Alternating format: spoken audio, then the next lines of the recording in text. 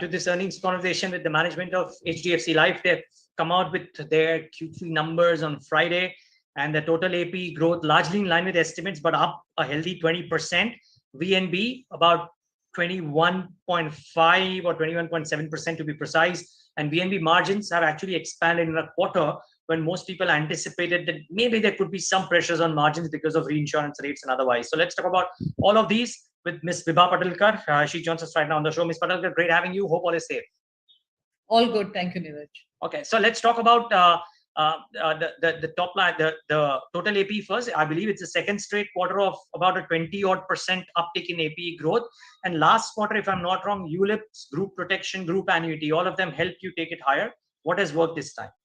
So this time, it's both the channels. Every channel has done exceptionally well. Our agency channel grew 49%. Bancassurance, of course, HDFC Bank is our dominant partner, but also the smaller bancassurance partners grew over 80%. Our direct channel grew. So that's on the channel side. Credit Life grew over 70%. On the segments, happy to say that our protection, individual protection also grew by 20% in the quarter. Annuity did very well in the quarter with a growth of about 26%. So really holistic growth that has helped big time in arriving at that overall 20% APE growth that you mentioned. So couldn't find too many problems out there. I'm talking from your perspective. Let's talk about the margins then. I think in H1, your VNB margin had improved to about 26.4, 130 basis point jump. And mainly because of product mix or otherwise. And you've expanded that a little bit despite the possibility of reinsurers hiking rates. So what has that happened? Or have you done this despite, because of it not happening, and could there be an impact in the follow-on quarters? No, the reinsurers rate has happened. It has increased by about 40%. We've also hiked our rates for term. That has also happened. So both events have happened. And despite that, standalone quarter three, like you said, there's been a margin expansion. We have gone up from 26.4 quarter three of last year to 26.8. And standalone VNB expansion was 22%. And for the 9 months was 26%. So it encompasses all the changes that we talked about. So Ms. Padalkar, can this be sustained? Because at the end of quarter two, everybody was worried about this, right? I had asked you this question and you had said, okay, yes, you were talking, negotiating with the reinsurers, etc. And this having happened, you still expanded margins. Is this sustainable, or do you reckon that some bit of normalizing could happen? Or is this the new normal? I'm just trying to understand. Yeah, the margins are a new normal. We will continue to deliver these margins, and we also will strive to have a smooth upward curve wherein we continue to take it up. There is a lot of scale leveraging that is still out there, which we haven't extracted in its fullest. There is also the Exide Life down the line, as in when merger happens, extracting synergies from that. Product innovation, to give you a sense, our new kid on the block, which is Sanchay Fixed Maturity Plan, just in 75 days garnered 300 crores. So products being very well received. So a little bit of a lot of things do add up and inch up. And that's how we've always done it. That's how we will do it. Interesting. Actually, speaking of Exide Life, I read your comments in the release.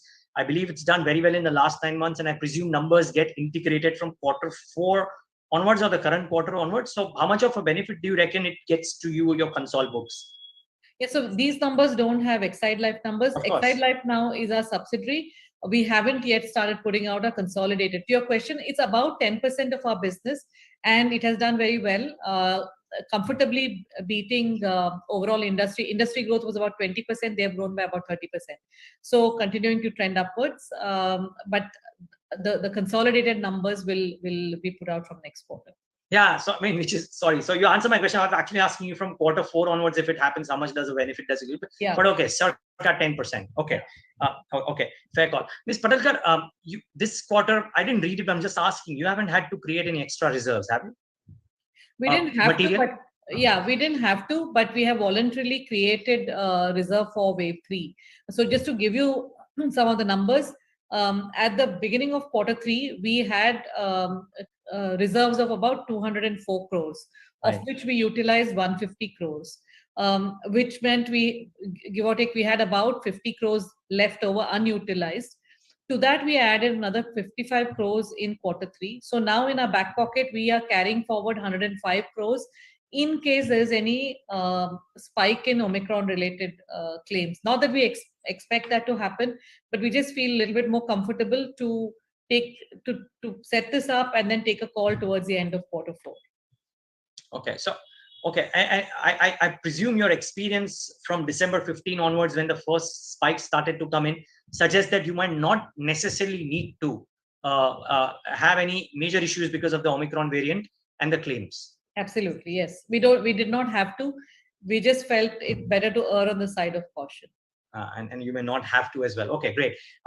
Ms. Padalkar, if I look at the 9-month period and possibly the 3-month period as well, profitability is not as strong as it was in the previous 9 months. Now, my question really is that since these 9 months have seen the impact on profitability, FY23 onwards, since the base effect kind of goes away per se, and if indeed the claims either stay constant or actually go off because further variants or no variant of any kind of form from COVID means that your claims are not as high, claims on you are not as high, safe to assume that profitability on a like-to-like basis, base effect coming into play as well, would actually show a bit of a pull-up in FY23? I think it's safe to assume that. All things really depend on COVID claims, like you said. And the reason for the decline while for the quarter we have grown, but in the first 2 quarters is only the COVID claim reason.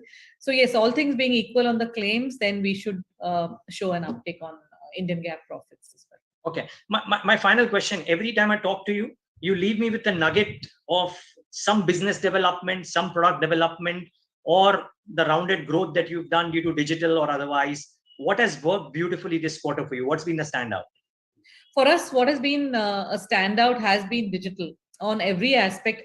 One thing I want to say is that in terms of using our AI, ML, and deep knowledge analytics on underwriting, because underwriting is becoming the core and the engine of how much of protection we can write. So joining data, different parts of data, making sense of it, also replacing human underwriters with a deep learning machine, wherein we are able to separate out and have a straight through processing on underwriting, leaving the human underwriters to look at more complex and ambiguous cases. Not that we still need them; they are highly trained, but just to excite them more, because to put them more on complex cases. And I'm happy to say that our underwriting engine is now closely mimicking, and the AI ML is getting better and better, wherein it's closely mimicking a human underwriter, and the results are to the third decimal in terms of differences. So astonishingly close. So that has really worked well and helped us when underwriting has become right in the center of how we do business. Is this last question, is this machine also helping you in persistency? Because somehow that seems to have done really well for you. It is on persistency. Also cloud telephony has helped us, wherein rather than randomly calling up people, so we're using analytics to say which customer, when does he pay, when do you call them, how many times do you call them, those, or when do you nudge them to pay, he's coming up for maturity payments, and and so on.